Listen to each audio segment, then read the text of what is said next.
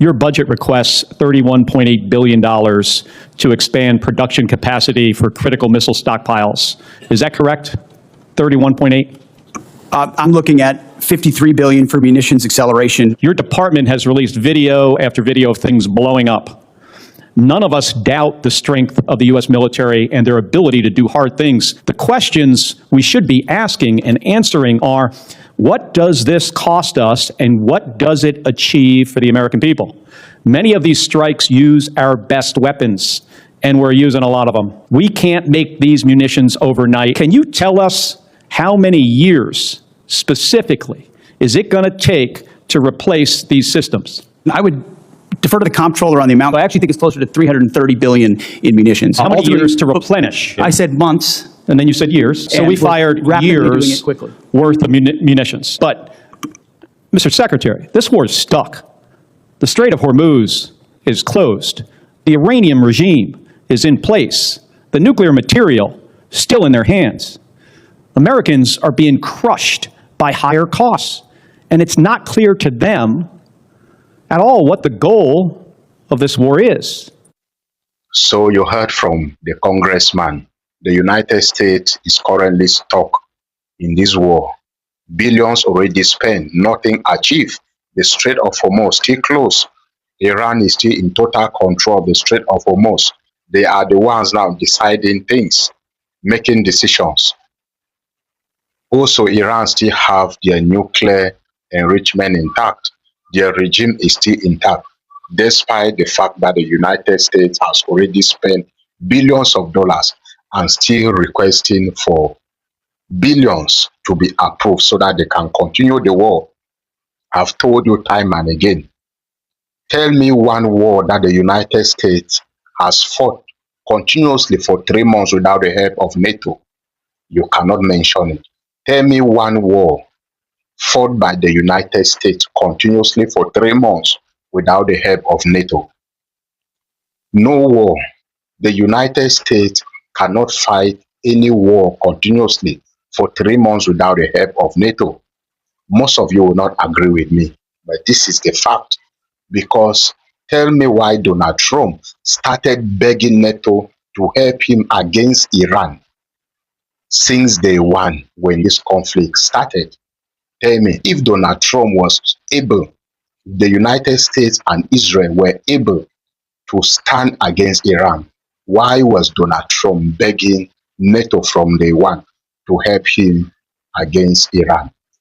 Tell me, most of you will not understand it because you have been carried away by the social media propaganda and by the overhyping that the United States has the strongest military in the whole world, that the United States is the most powerful military in the whole world. This is the propaganda. Look at what Iran has done to them. Billions now already spent, nothing achieved. They managed, the only thing they achieved in this war so far is the fact that they managed to kill some of the Iranian top leaders. But the regime is still there. Even though some of the players have changed, the regime is still there. But their main objective for going into this war has not been achieved because Iran is the one now telling the United States what they want. Iran is the one telling them, see, you must pay for every damage, for all the damages you have caused to us. You must unfreeze all our frozen assets. We must continue to collect fees in the Strait of Hormuz. You must close all your embassies in the Middle East. You must end all wars in the Middle East, including Lebanon and Gaza. Can you imagine? So, the Pet Hegseth is here asking for billions again. I've told you that the United States, yes, they are strong, but not the way you think, not the way you see them. Iran has just exposed them and humiliated them. They are not strong the way you think. So what is going to happen? We don't know. Congress is never going to approve that money because the United States citizens are suffocating as a result of this war. They are suffocating as a result of this war. Now, most of you came out a few weeks ago when Donald Trump built his failed blockade in the Strait of Hormuz. You guys claim that Iran cannot survive the blockade. Iran is suffocating. This will crumble Iran. Now, what happened? How many weeks now? And Iran is still standing. The blockade is not affecting Iran in any way. It's instead affecting the United States. They have been begging recently for Iran to open the Strait of Hormuz. The Strait of Hormuz is not affecting Iran.